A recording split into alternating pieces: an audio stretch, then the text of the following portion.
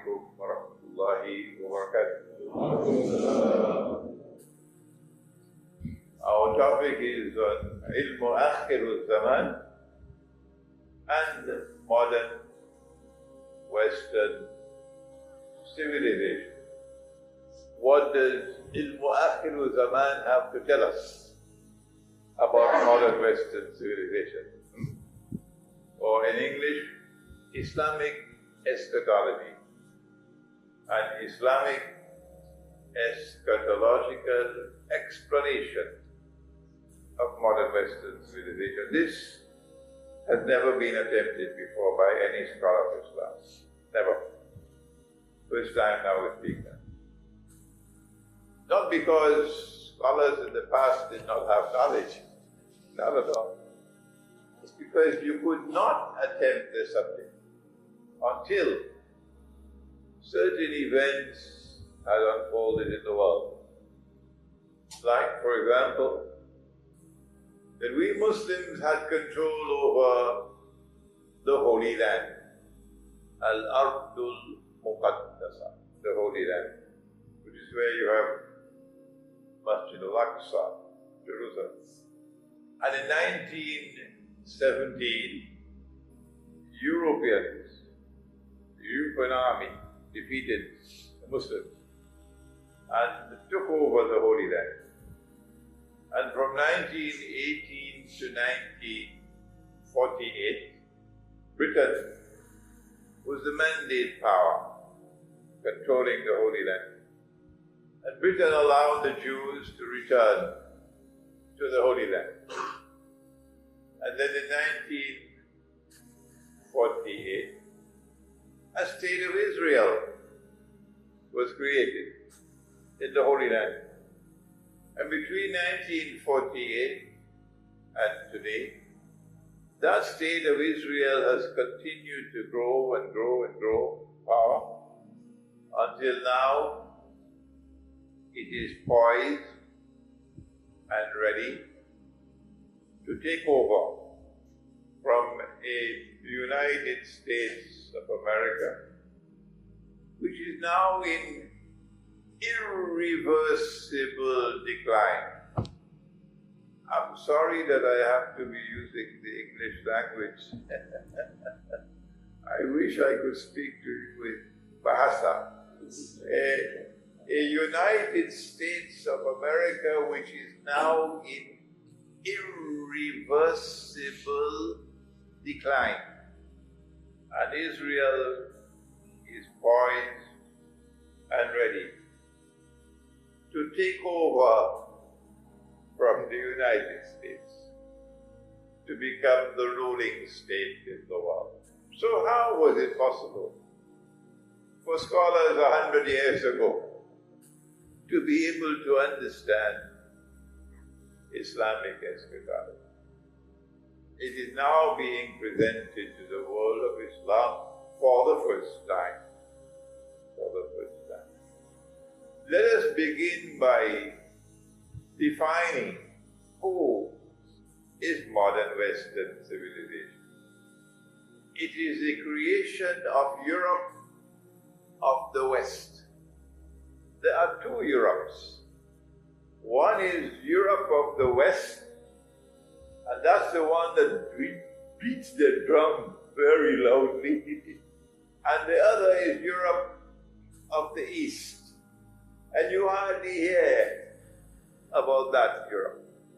Modern Western civilization is a creation of Europe of the West. Eastern Europe is not a part of modern Western civilization. Russia is not a part of modern Western civilization. Europe of the West began doing strange things more than 1,000 years ago, when the Pope in Rome, in the Vatican, Roman Catholic Pope, launched the Crusades.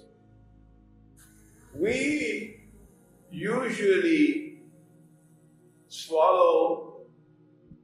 the half-truth that the Crusades were Christian wars waged by Christians to reclaim Jerusalem. That's not completely true. No. Because it was only one part of the Christian world which waged the Crusades, Western Europe. And when Western Europe waged the Crusades, they did it for two reasons, not one. The first reason, the one which is in the news, is they want Jerusalem. They want to liberate holy Jerusalem from Muslim rule. But the second reason is that Europe of the West had one version of the Christian religion, and it was different from the Christian religion of Europe of the East. The two hated each other. If you think Shia-Sunni rivalry is terrible in Islam, that was worse. The capital of this Eastern European Christian world was Constantinople. And when Europe of the West waged the Crusades, they were targeting two cities, not one. They wanted Constantinople, and they also wanted Jerusalem. So Europe of the West is a very strange creature. We got to study it. When they did succeed in conquering Jerusalem, they behaved like barbarians. There was nothing of the Christian religion in their behavior. They slaughtered everything: men, women, children, babies, everything they slaughtered. Are these Christians? We have to ask ourselves. That's how they behave. When we, on the other hand, Salahuddin Ayyubi, when we conquered them, when we defeated them, Salahuddin was the most honorable, dignified of all leaders you could find, magnanimous, showing them what it is to be a civilized people. So who are these people who behave like barbarians and yet call themselves Christians? And then they also conquered Constantinople. And they held Constantinople for about 80 years until they planned their plans. And Allah plans His plans. And Allah is the best of planners. And this eastern part of the Christian world was able to recover Constantinople. So who are these people?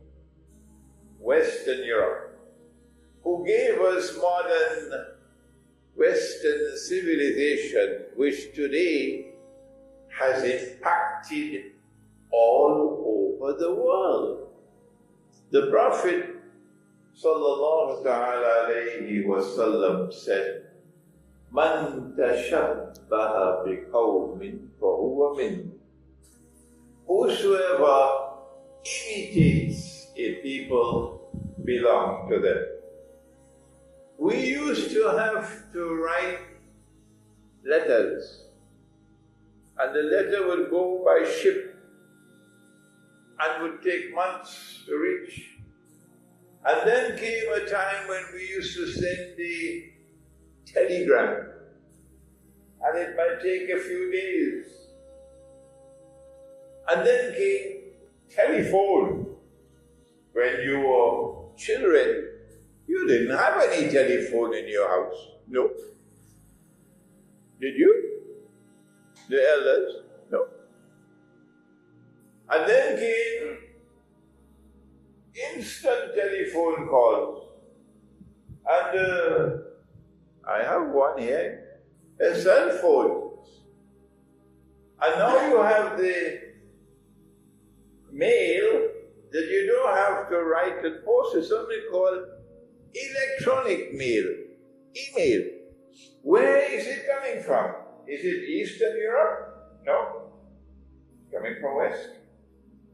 Western civilization, instant communication. And the whole world embraces it. Everybody.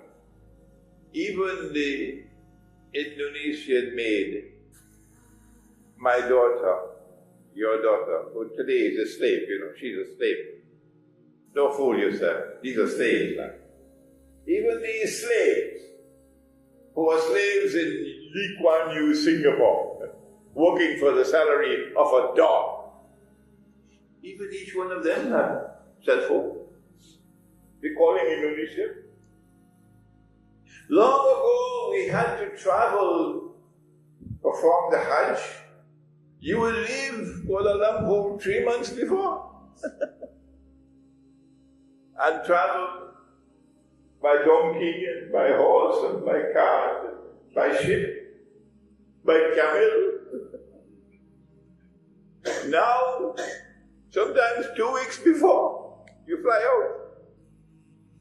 And a few days after, you fly back. Where did it come from?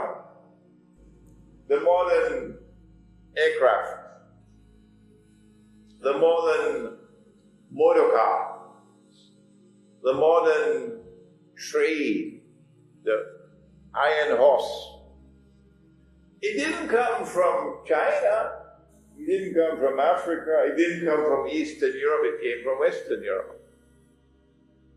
A scientific and technological revolution which is still unfolding.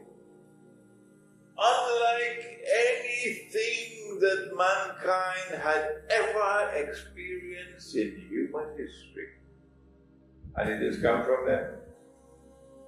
And every time the scientific and technological revolution advances one step, the whole rest of the world embraces it. Yeah.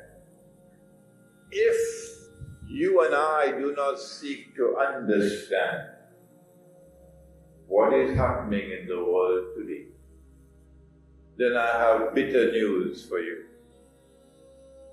You and I have only peanuts in our head. That's our status. Allah says in the Quran that this Quran has been sent down Tibyanan likulli shay, to explain all things. So this Quran must explain modern Western civilization. 100 years ago you used to buy and sell using dinar and dirham. Your grandfather, grandmother probably still have some that you used to use. Dinar and dirham. Where did this money come from that we now use? This paper and plastic and electronic money that our muftis, I don't know what will be their state on Judgment Day.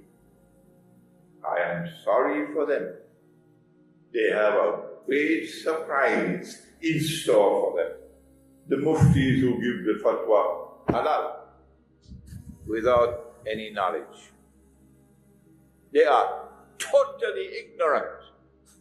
All the muftis who declare the paper money is halal, they have a very unpleasant surprise waiting for them. Where did this paper money come from? It came from them. Where did the banking system come from? We didn't have any banks 100 years ago. You had money lenders, but not banks.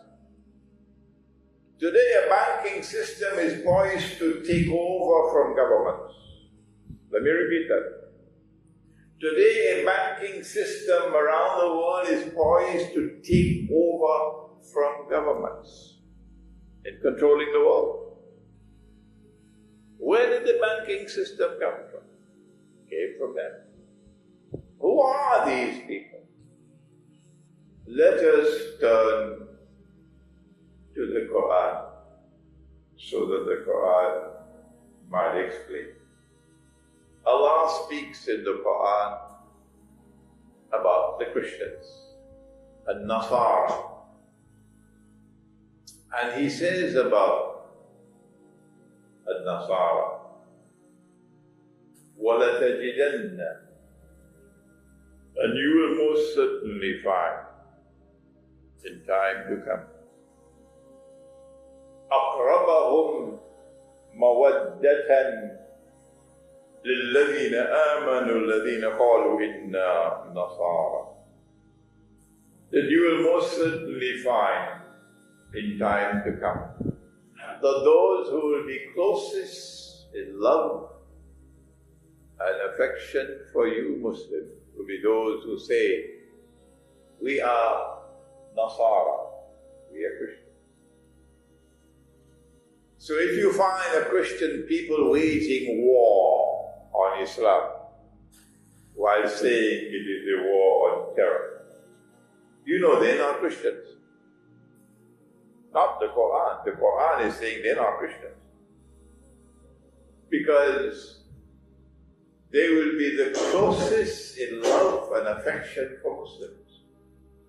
الذي قالوا إنا نصارى ذلك بأن منهم قسيسين ورهبانا وأنهم لا يستكبرون. That is because they have priests and monks amongst them, and they are not an arrogant people. So the definition of the Christian in Akhirul Zaman is his positive relationship with Islam and the Muslims. And then Allah speaks, this was in Surah Al-Ma'idah. In the same ayah, Allah speaks at the beginning, لَتَجِدَنَّ أَشَدَّ النَّاسِ أَعْدَاوَةً لِلَّذِينَ آمَنُوا الْيَهُودِ وَالَّذِينَ أَشْرَكُوا, that you will most certainly find in time to come that those who will have the greatest hatred for you, hatred burns in their hearts for you, are the Jews and those who are pursuing the agenda of shirk in the world. So we have to look for that time in history when the Jewish world shows its greatest hatred for Muslims, like Gaza, like what just happened in Gaza. And we have to wait for that time when a people are pursuing an agenda of shirk around the world. And when you see that, then you know, if you want to recognize the true Christian, this is how you recognize it. Today, we are living in that world in which the Zionist Jewish world is waging hostile war against Islam and Muslims with hatred. And today we are living in that world in which Europe of the West is advancing the agenda of universal shirk. Let me briefly and rapidly give you some examples of that shirk, because nobody teaches this subject. No. Allah gave us the Khilafah state. He gave it to us through Nabi Dawood alayhi salam, the holy state of Israel. And then He gave us with Nabi Sulaiman alayhi salam, the holy state of Israel. And then He gave it to us with Nabi Muhammad alayhi salam. The same model, holy state of Israel, the same model, Medina. What is that model?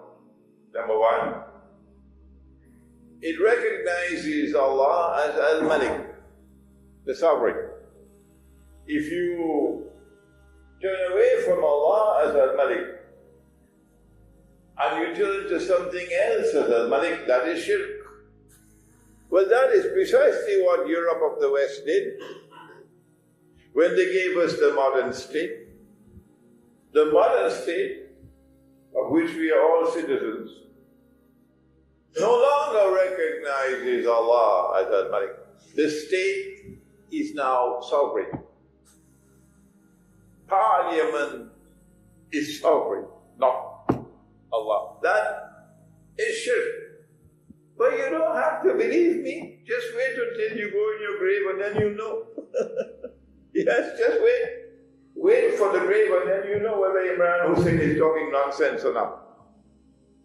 That is shirk. And then we go and we vote in the elections for the modern secular state. And in the process of doing so, we validate that shirk. So we become part of the shirk. You don't have to accept it. Just wait until you're in your grave and then you know whether Imran Hosein is talking nonsense or not.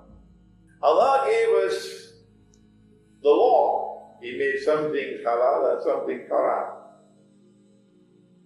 And in the Quran, in Surah At-Tawbah, Allah tells us that if you make haram what Allah made halal, that is shirk. And if you make halal what Allah made haram, that is shirk. Like Allah prohibited money being lent on interest. Is it halal in Malaysia? Is it halal in Malaysia to lend money on interest? Why don't you answer me? Yes, it's halal. Just go across to any bank and you see. The law permits it. So what Allah made haram, they have made halal. That is shirk. You don't have to believe me. Just wait on the grave and then you know. That is what they've done, pursuing the agenda of shirk. Allah gave us dinar and dirham as money. Guess what they did? They made it haram. You didn't know that. Even Dr. Mahathir did not know that. That in the Articles of Agreement of the International Monetary Fund, which is international law, you are prohibited from using gold as money.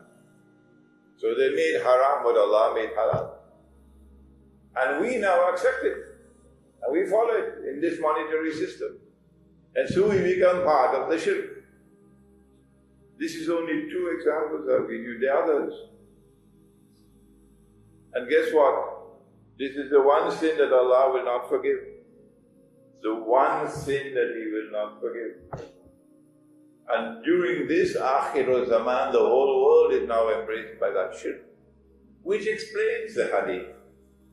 That in Akhir Zaman, the hadith is in Sahih Bukhari 4 times. Go check it out, 4 times. That 999 out of every 1,000 people in Akhir Zaman going into Jahannam. How can we explain that He who is Ar-Rahman and Ar-Rahim and Al-Ghaffar, how can we explain 999 out of every 1,000 in Jahannam? Only one explanation, only one: shirk.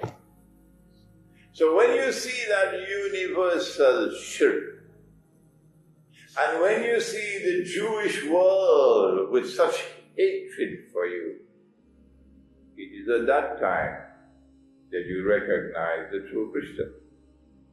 Because the true Christian will be drawing closer to you and becoming more friendly to you and showing more love for you. Who are those Christians?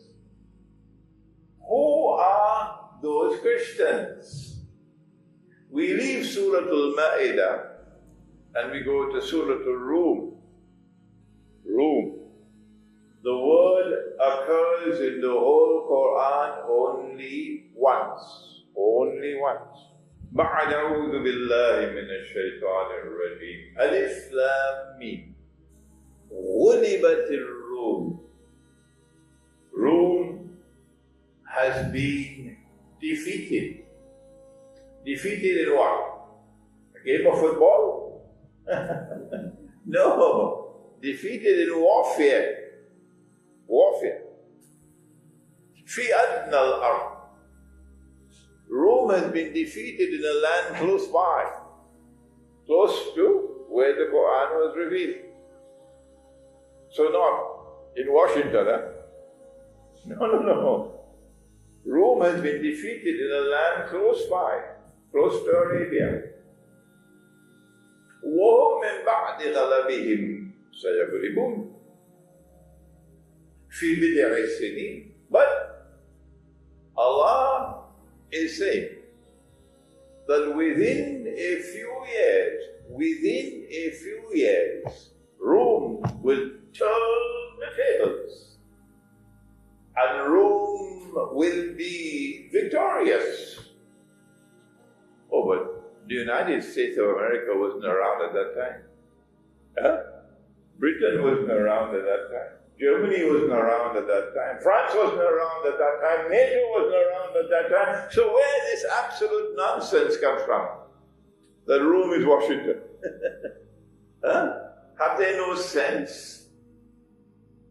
Rome has to be a power, a military power, which existed at that time, which was defeated close to Arabia, and then within a few years was victorious. Who is Rome? Answer: Eastern Europe. Eastern Europe was called Byzantium, the Byzantine Christian Empire. And they had the Orthodox Christian faith, meaning they say, we have the true Christian faith, the original Christian faith. This is what we have. The Quran goes on to say, لِلَّهِ الْأَمْرِ مِنْ قَبْلُ وَمِنْ بَعْدُ. It was in Allah's hand to determine defeat and victory. وَيَوْمَئِذٍ يَفْرَحُ الْمُؤْمِنُونَ. And on that day, when Rome is victorious, Muslims are going to celebrate. So the Quran establishes a positive relationship between Islam and Rome, between Islam and Orthodox Christianity. Good. Having established that from the Quran, now let's proceed. Sometime after the time of Nabi Muhammad ﷺ, a division took place in Constantinople.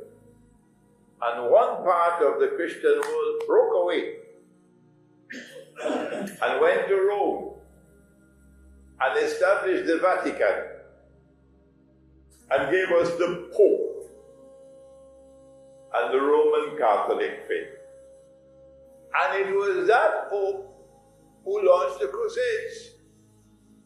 This part of the Christian world is best recognized by the one man in the Christian world, the Western Christian world, who is allowed to have a beard. Everybody else must shave their beards, but this fella can keep a big beard. You know him? What's his name? Santa Claus. Santa Claus is the only one allowed to have a big beard. You can't have Santa Claus without a beard. Huh? But nobody else is allowed a beard. If you have a beard, you can't serve in the armed forces. No. If you have a beard, you can't be a police officer. No. If you have a beard, you can't work in the bank. No. If you have a beard, you can't do this, you can't do that. Businesses will not employ you if you have a beard. But Santa Claus, he has his beard. So I call that Santa Claus Christianity. This part of the Christian world, the Western Christian world, wants to get the Eastern Christian world to give up their Orthodox faith and join this one. And they are in constant hostile relationship with the Eastern world. At the head of the Eastern world was Constantinople, the Byzantine Empire. But when the Ottomans, when Dajjal created the Ottoman Empire, and the Ottomans conquered Constantinople, according to Dajjal's plan, then the leadership of Rome went to Russia. So if the Western European world is hostile to Russia, it's because it is this Christianity which is hostile to that Christianity. Even in Ukraine, the Eastern Ukraine is Orthodox. The Western Ukraine is Roman Catholic. Now let us see what does Allah say about this Western part of the European world, which has given us modern Western civilization. Because our subject is Ilmu Akhirul Zaman, modern Western civilization. Allah speaks in Surah Al-Ma'idah again, and He says, Ya ayyuhalladhina amanu, O you who have faith in Allah, لا تتخذوا اليهود والنصارى أولياء. Do not take the Jews and do not take the Christians as your awliya, your friends and your allies. If you use the methodology of a schoolboy, in studying the Quran, then you come to the foolish conclusion that Allah is talking about all Jews. And He's talking about all Christians. Don't take the Jews and don't take the Christians as your friends and allies. But when you stop being a schoolboy and you use the proper methodology to study the Quran, you know, no, Allah could not be speaking about all Jews, not at all. And He could not be speaking about all Christians, not at all. We don't have the time tonight to give you all the evidence. But we ask the question, well then, if Allah is not speaking about all Jews and all Christians, don't take them as your friends and allies. Well then, which Jews and which Christians? Which Jews and which Christians? I have explained this ayah of the Quran, I don't know how many thousand times already. All over the world, it's on the internet everywhere. My explanation of this ayah of the Quran. And guess what is the response from the scholars of Islam? Nothing. Total silence from the world of Islamic scholarship. I don't know what else to do. If Allah is not speaking about all Jews and all Christians, well then which Jews and which Christians? The answer is to be found in the words which follow. بَعْضُهُمْ أَوْلِيَاءُ بَعْضٍ, which means, listen carefully. O you who have faith in Allah, do not take such Jews and do not take such Christians as your friends and allies, who themselves are friends and allies of each other. The Quran is saying that a time is going to come when part of the Christian world, part of the Jewish world are going to reconcile, form friendship and alliance. When that happens, the Quran is prohibiting you from being their friends and allies. And if you disobey, وَمَنْ يَتَوَلَّهُ مِنْكُمْ فَإِنَّهُ مِنْهُمْ. If you disobey and you remain friends and allies of those people, like Saudi Arabia, like Qatar, like Turkey, then you now belong to them. You no longer belong to us. When you go down in the grave, you will know this call. You're not Muslim. وَلَا تَمُوتُنَّ إِلَّا وَأَنْتُمْ مُسْلِمُونَ, says Allah. إِنَّ اللَّهَ لَا يَهْدِي الْقَوْمَ الظَّالِمِينَ. Surely Allah does not provide guidance for wicked people. And so this alliance of Jews and Christians, they have a trademark. And their trademark is zulm, wickedness, injustice, oppression. Has this alliance come into being? Has a Jewish-Christian alliance come into being in the world today? While we, eating roti chalang, drinking tetari. Yes, it is Europe of the West, not Europe of the East. It is that Europe, that Christianity, led by the Vatican, the Pope, which has forged an alliance with the Jews, not all Jews, and the bond which has bonded them together is called Zionism. The Zionist Christians and Zionist Jews. And when that alliance of Zionist Christians and Zionist Jews come into being, we are prohibited from being their friends and allies. I was invited to an Islamic conference in Senegal, and they have been after me for months now. Conference is taking place at the end of December in Dakar in Senegal. And Sheikh Imran, we want you there, we want you there, we want you there. So I was preparing for my visit to Senegal all these months, until finally I got the guest list with the program. And I saw that they invited Bill Clinton.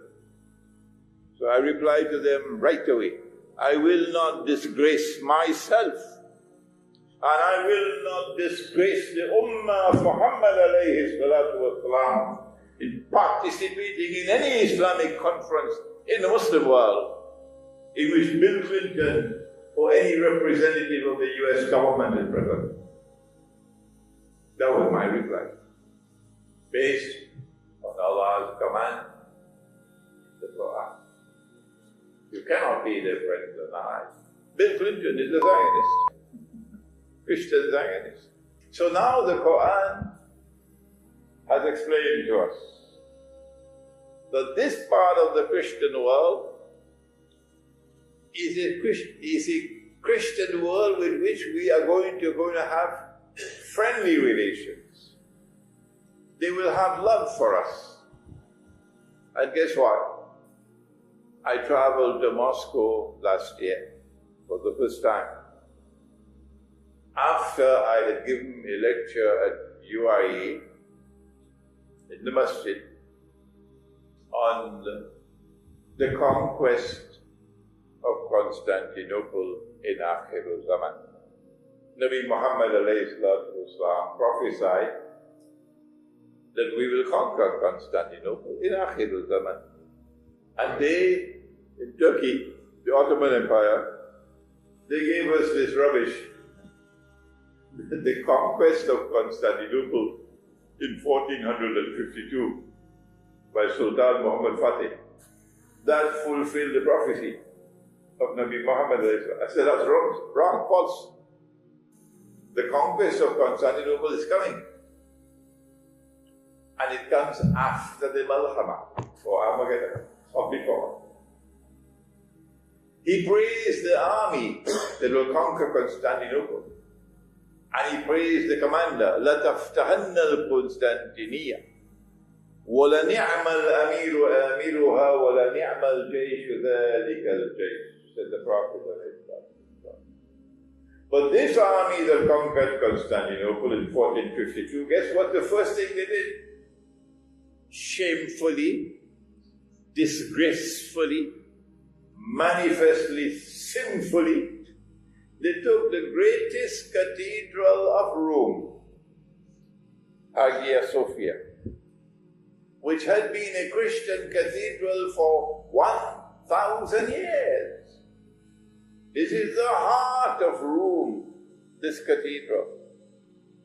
And the Sultan shamefully and disgracefully and manifestly sinfully transformed it into a masjid. Shame on you! The Turkish Muslims could be annoyed with me.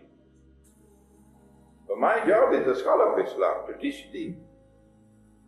And when I speak on the basis of knowledge. Shame on you for what you did.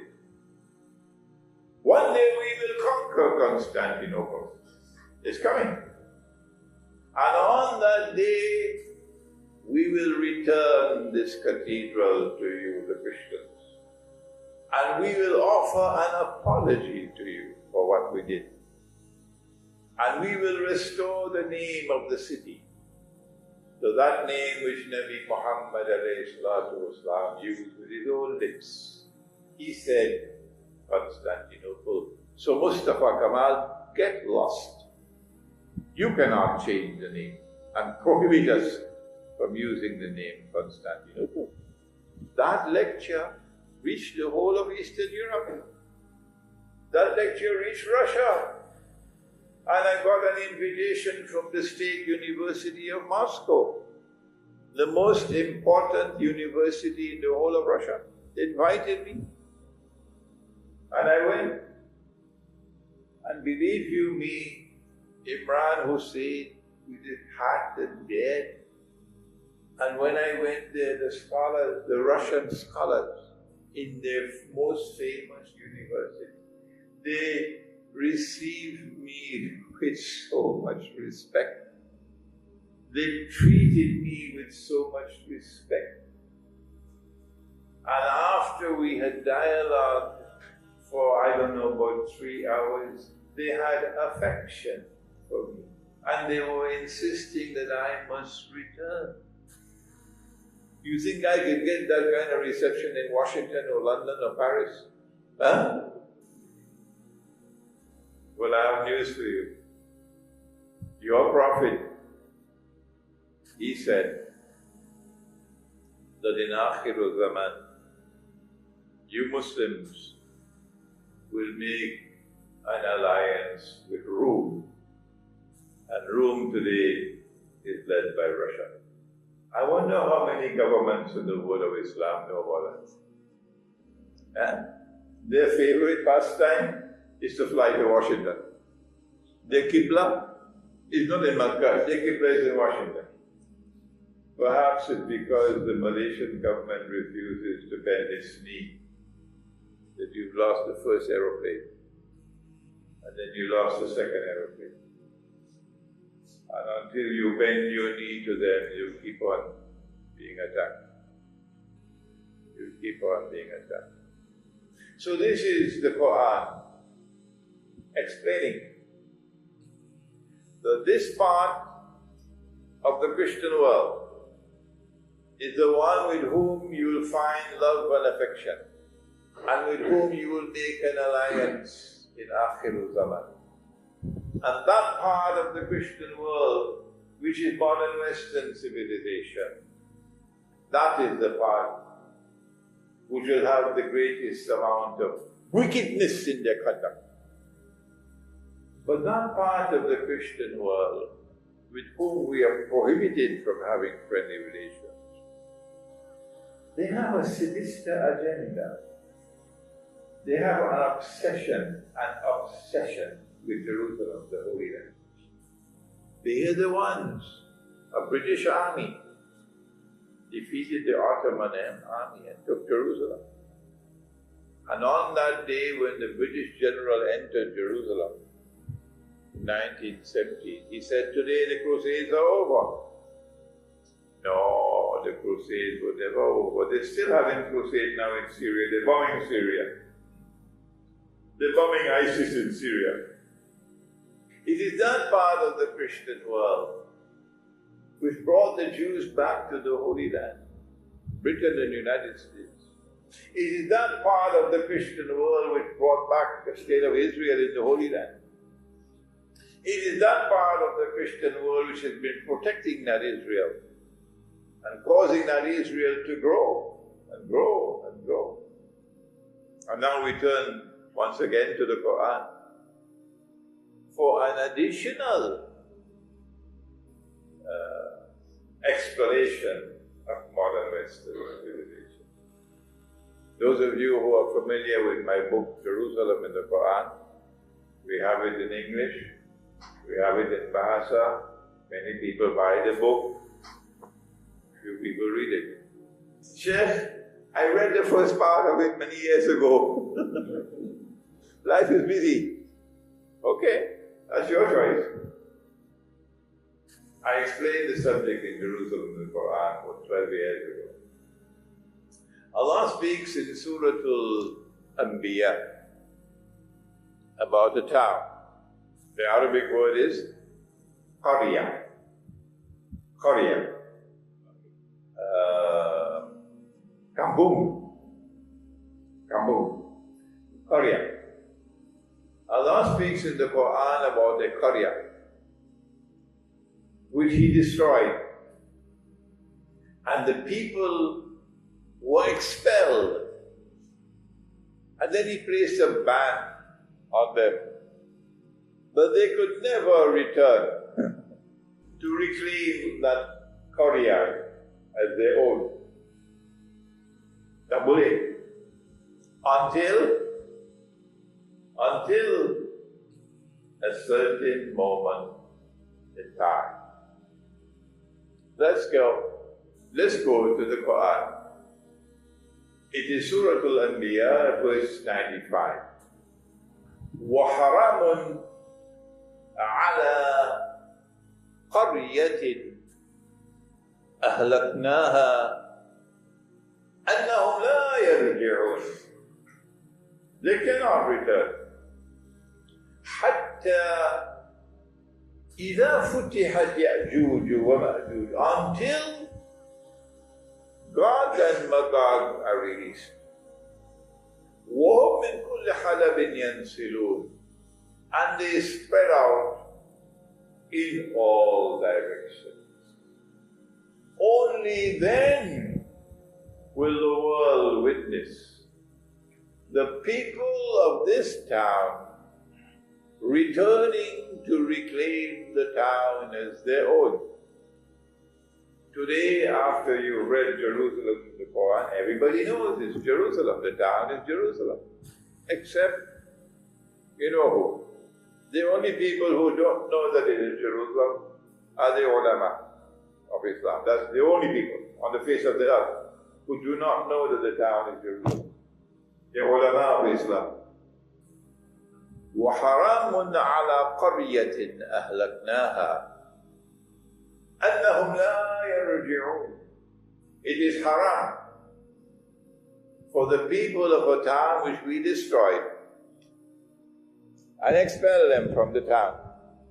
Haram for them to return. There's a ban on them. They can never return to reclaim the town as their own. until Gog and Magog are released. And they spread out in all directions. But it can be translated also as they descend from every height. Who are Gog and Magog? Ya'juj and Ma'juj. Who are they? The introduction, of course, is in Surah Al-Kahf. That's the most, listen carefully, the most important surah of the whole Quran on ilmu akhir zaman is Surah Al-Kahf. If you have to spend a lifetime with Surah Al-Kahf, do it. When you study Surah Al-Kahf, let the tears fall from your eyes, begging and begging and begging Allah to open your eyes and open your mind and open your heart, that you might understand the Quran. Surah Al-Kahf of the Quran. And Gog and Magog are introduced in Surah Al-Kahf. But we don't have the time to give you a lecture on Gog and Magog. I have a book outside entitled An Islamic View of Gog and Magog in the Modern World, but we don't have it in Bahasa yet. We have Jerusalem in the Quran in Bahasa, but not the one in Gog and Magog. The town is Jerusalem. So when you find a people with an obsession for the Holy Land, to liberate it, the Pope in Rome, the Crusades, and then they take control of the Holy Land, and they bring the Jews back to the Holy Land to reclaim it as their own. You know, this is Gog and Magog. So now the Quran is telling you that modern Western civilization is the civilization of Gog and Magog, Ya'juj and Ma'juj. You don't have to believe me, you don't have to accept it. No. That's all. At this time, your brother Imran Hosein is the only voice in the world of Islam. The only voice saying this. I can't get the ulama to accept what I'm saying to be correct and to be true. But if this was the falsehood, if what I am teaching is false, how do you explain it? How do you explain that every day that passes by, more and more people around the world are accepting this analysis as correct? If you are standing on the foundation of falsehood when explaining the Quran and explaining the Hadith, you should be heading for the garbage bin. Yes, there can be no barakah, none, if you're standing on the foundation of falsehood. The contrary is happening. That around the world people are hungry and hungry and hungry. Sheikh, I want to learn from you. I want to learn from you. I will leave any university in the world to come and study with you. This can't be a trait of falsehood. And so I say to you tonight, based on the Quran, that the civilization that is called modern Western civilization is the civilization of Gog and Magog. Allah speaks in the Quran in Surah Al-Kahf about Gog and Magog. And He says, Inna Ya'juj wa Ma'juj mufsiduna fil ard. That Gog and Magog, they commit fasad. Anything that they touch, they corrupt. And when they corrupt, their objective is to corrupt in such a way as to destroy. Shall I give you an example? Will I?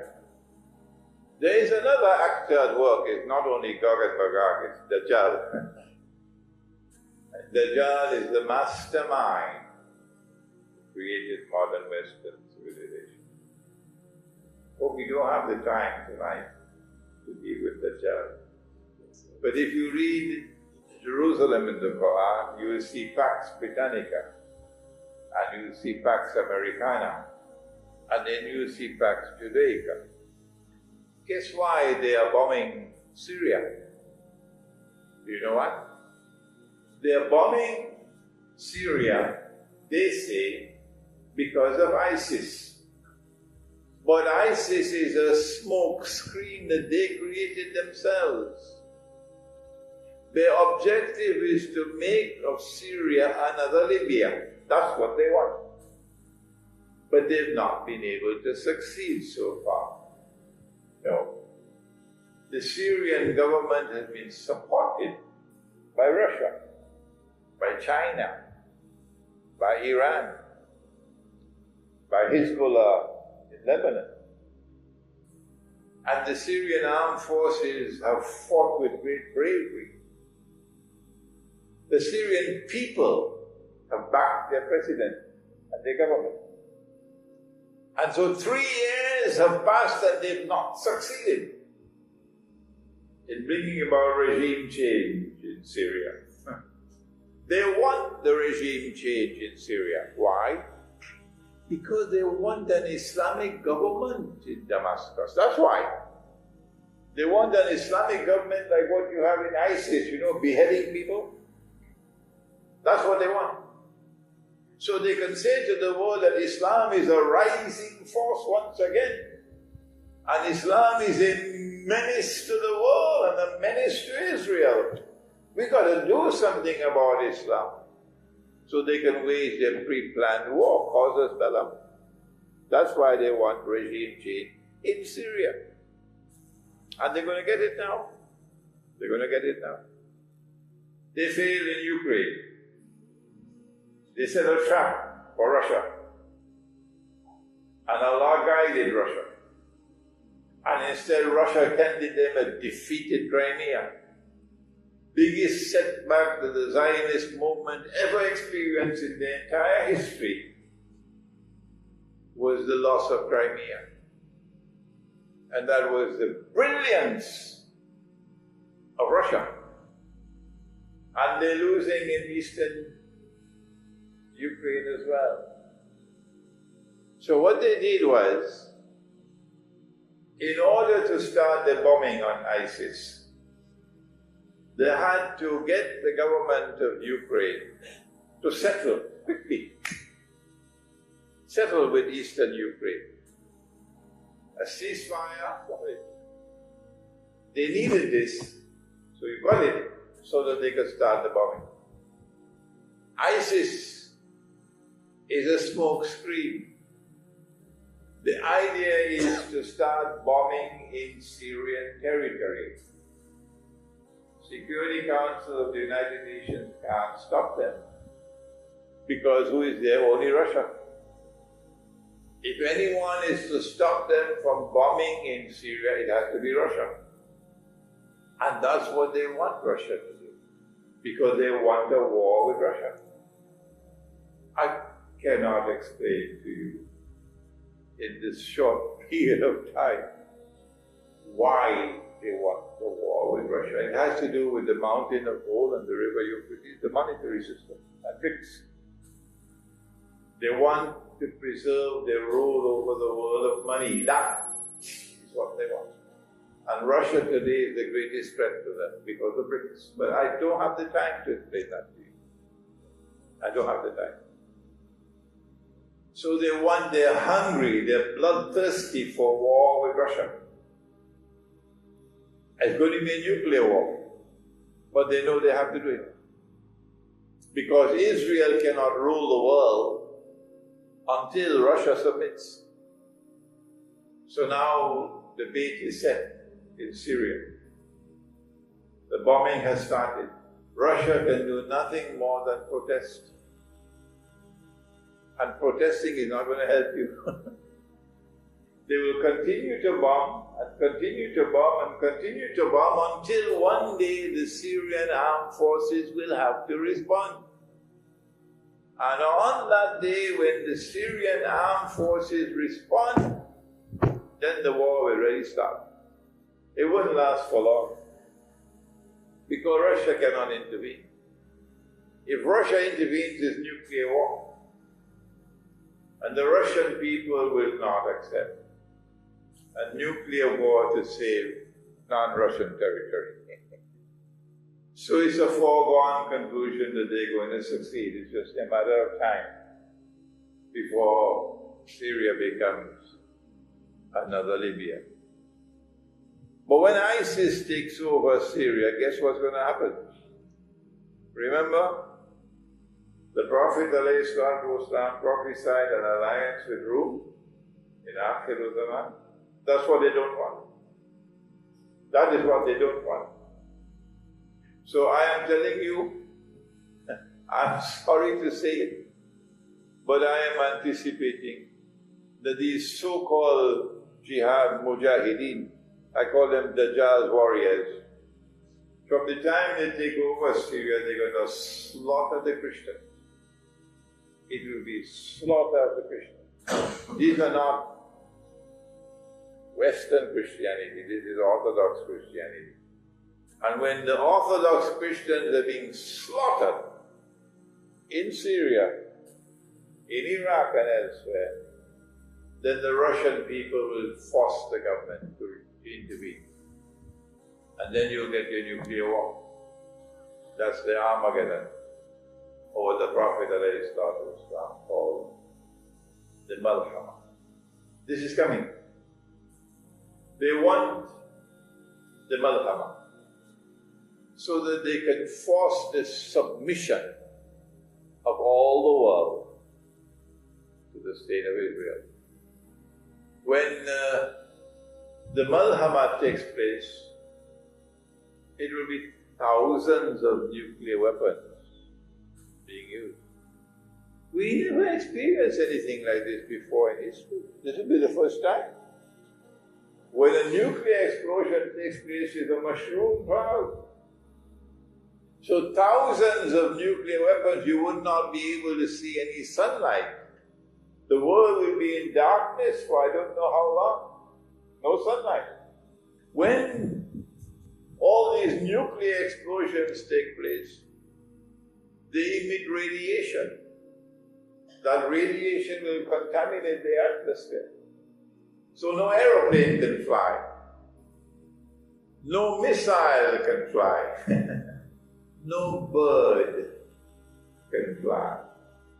No bee can fly. Because they cannot navigate anymore. No electronic gadgetry will work after the Malhama. No. North America will disappear. Nobody can live there. United States and Canada. Europe will disappear. No one can live there. But Russia is more than Europe. Russia has Eastern Europe and Russia has Asia. And so, another important conclusion from tonight's lecture, and that is that from our perspective of Islamic eschatology, ilmu akhirul zaman, Russia will survive the Malhama. How do we know that? Because Nabi Muhammad ﷺ prophesied that the next event that will take place after the Malhama is what? Help me somebody. Huh? Fathul Constantinia. Well, he's been attending my lectures. The conquest of Constantinople will take place after the big war, the nuclear war. And that conquest of Constantinople takes place on the basis of an alliance of Muslims and Rome. But let me warn you that they are fabricated ahadith. They are hadiths on Akhirul Zaman. And you need very good scholarship to recognize those fabricated ahadith. And there are fabrications within a hadith. Part of the hadith is correct and part of the hadith is bogus. So you've got to have good scholarship to to deal with the ahadith on Akhir Zaman. I asked myself, why? What is the military significance of a Muslim army after the Malhama? And Israel is now taking over the ruling state in the world. Why should an army be heading for Constantinople? Why? Why not Jerusalem? Is that not a legitimate question? Yeah. There's only one answer. There's only one answer that makes military sense. One. And that is that Constantinople commands the Bosphorus, the waterway which connects the Black Sea with the Mediterranean Sea.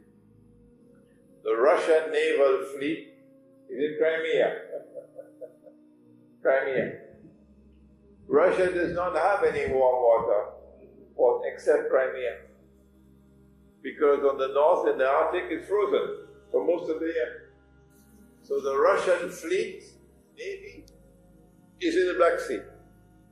For the Russian navy to participate in the Muslim-Christian alliance with Rome, the Russian navy has to pass through the Bosphorus to head to Jerusalem. And so the conquest of Constantinople in Akhir Zaman has only one military significance, and that it is meant to liberate Constantinople from the NATO controlled by NATO. Liberate it, so that the Russian navy can pass through the Bosphorus and enter the Mediterranean. What I have done tonight in an hour is to present to you from the Quran, basically from the Quran, an explanation of modern Western civilization that you never knew before, because no one has ever taught it. What I've done tonight is to whet your appetite. This is the Book of Allah, and this Book of Allah has to be studied. You have time, oh yes, to send your sons all over the world and your daughters to do degree in this and degree in that, and to become specialists, but you don't have time to send your sons and daughters to study the Quran. Huh? No. You want your son to be a medical doctor. You want him to be an IT engineer. You want him to be this and that and the other. And you never have in your heart that one day your son could sit at this table and do what I have just done. What will Allah do with such an ummah? It is when he cannot get into a European university, and he cannot get into a Malaysian university, and he cannot get into any technical institute. He can't go anywhere, then he goes to the Dar.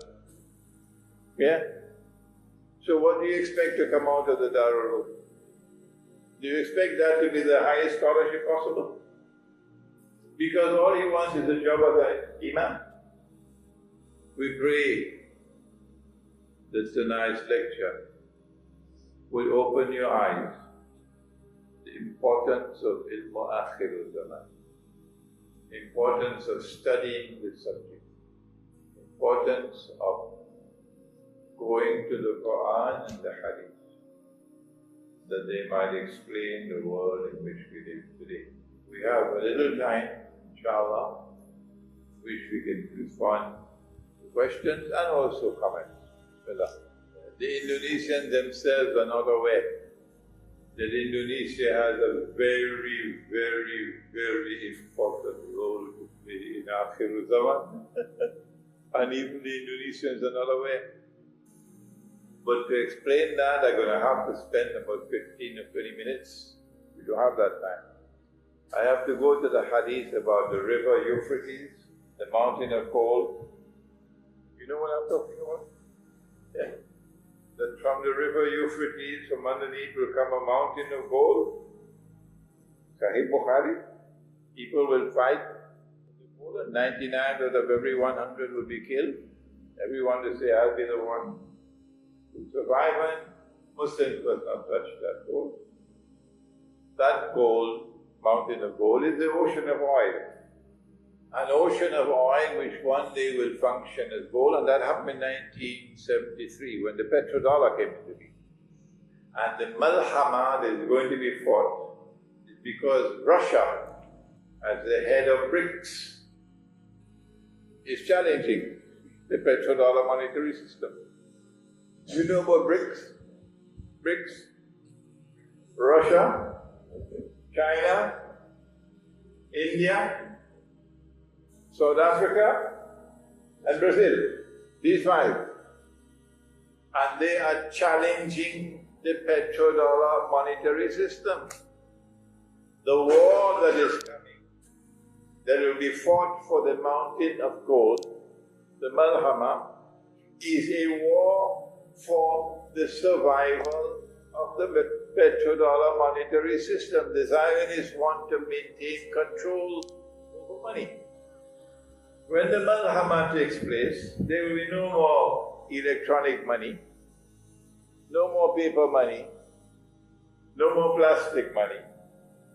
After the Malhama, it has to be dinar and dirham, gold and silver.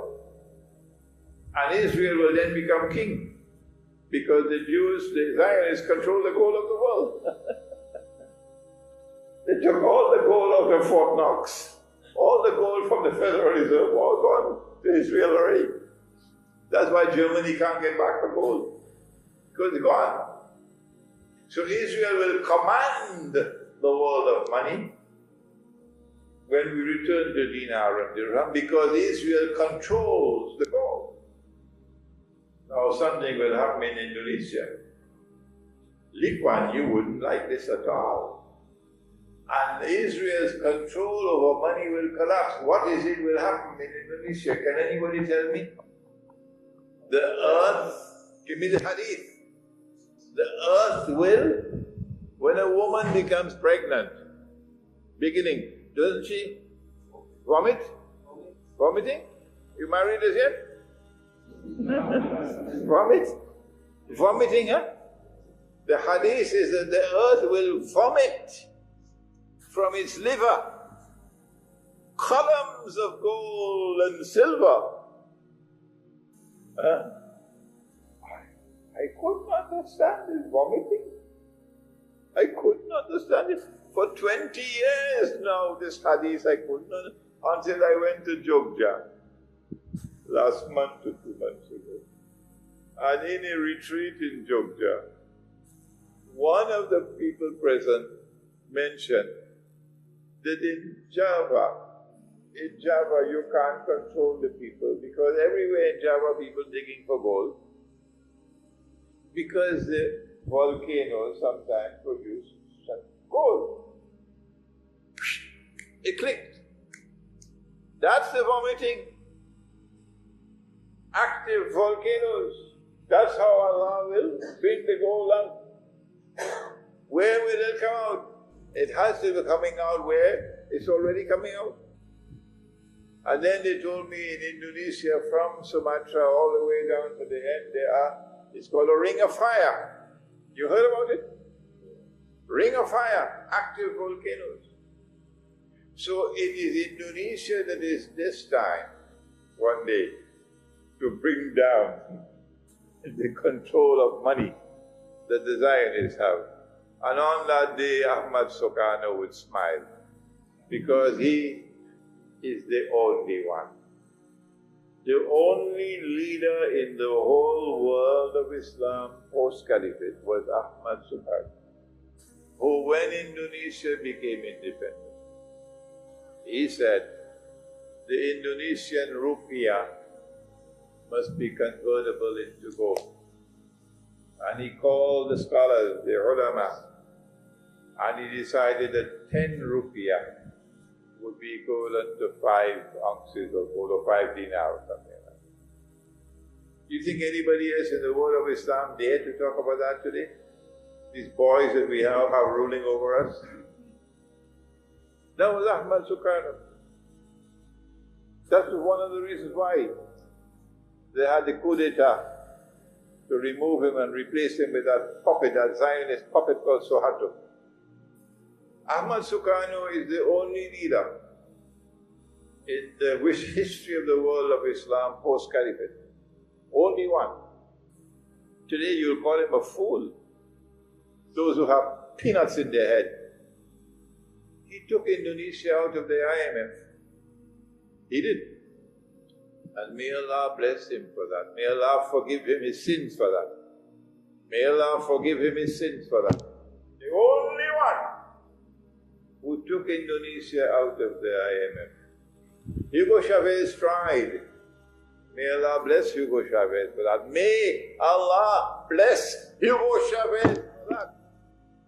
If you don't like that statement, go listen to somebody else. May Allah bless Hugo Chavez for that. Because no Muslim leader, none, dared to do what Hugo Chavez tried to do. To take Venezuela out of the IMF. He tried and he failed. And then they poisoned him. So Indonesia had a leader once upon a time. And one day he will smile in his grave when the gold comes out, vomited from the liver.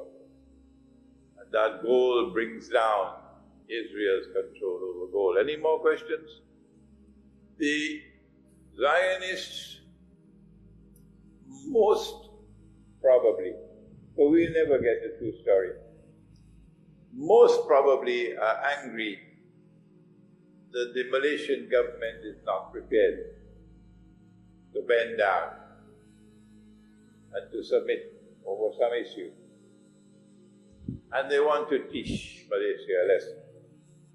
So the aircraft disappeared, and then another aircraft was deliberately targeted because it was Malaysian Airlines. It was deliberately shut down because it's Malaysian Airlines. They deliberately did it for Malaysian Airlines. And if Malaysia still does not bend down and submit, there will be other things, other lessons to come. But I don't think the Malaysian government can submit so long as Dr. Mahathir is alive. Any other question? I'm not intervening in the internal politics of Malaysia, but give credit where credit is due. This is the only country in the world of Islam today where Imran Hosein could do the work that he's doing. Where Imran Hosein has the freedom to lecture, to preach. I lectured at USM in Penang on the 9th of September. There were 3,200 in the auditorium. I lectured at UITM in Shah Alam on the 17th. The Vice Chancellor standing next to me looking at it. This is more than 3,000, 4,000 people present. I'm not allowed to do this in Pakistan. I can't do this in Bangladesh. I can't do this in Saudi Arabia. I can't do this anywhere, not in Turkey. But in Malaysia. So this can't be something that they are pleased with at all. So I think they're going to come after Malaysia, keep on coming after Malaysia. Any other questions? China is a very careful customer. The Chinese don't ever do anything rashly. No. They're very, very, very careful.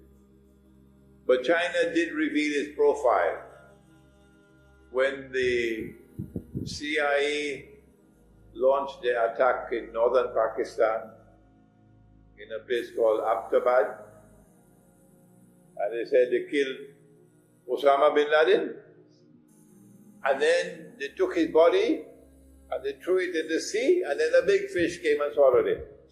Remember? And the Pakistani government immediately realized that this was a setup to provide an excuse for an attack on Pakistan. The same Pakistani government which worships Washington, the same Pakistani armed forces which shamelessly have been facilitating NATO to massacre the Afghan people. The same Pakistan armed forces now realize that the war is going to come on Pakistan. That's why they did this with Osama bin Laden, this story. So what did Pakistan do? The Pakistani Prime Minister flew to Beijing. Pakistani President flew immediately to Russia, to Moscow. Well, my question is, why didn't you go to Washington? Why didn't you go to London? Why didn't you go to Paris? That's where you worship all the time. From the day Pakistan was born, that's where you worship. That's your Qibla. Why you go now to Beijing and to Moscow? Guess what China did? China surprised the Zionist world.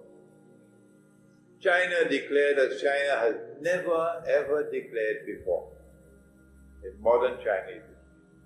An attack on Pakistan will be an attack on China.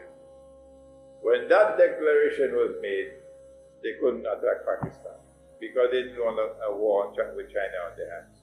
So this is China's profile, which was revealed in that one critical moment. When the Malhama comes, I think China will be on the side with Russia. And yes, your question? The master plan of the enemy. The master plan is to foment, foster Shia-Sunni civil war in the world of Islam at this time, in order to, number one, give Islam a bad name in the world. So all of mankind will look at Islam and say, what a pity these people, look at them, and laugh at them. Shia-Sunni fighting with each other. Number two, that in the Shia-Sunni civil war, the target will no longer be Israel. Number three, Shia-Sunni civil war, and that's the end of Pakistan. Pakistan cannot survive if there's Shia-Sunni civil war. Number four, Shia-Sunni civil war and the whole of Islam will grow weaker and weaker, weaker and weaker. Iran supports Syria, not only because of the Shia link. No.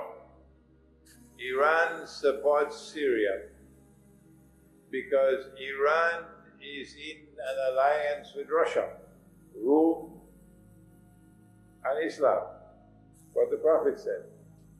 The close relations between Iran and Russia are growing closer and closer.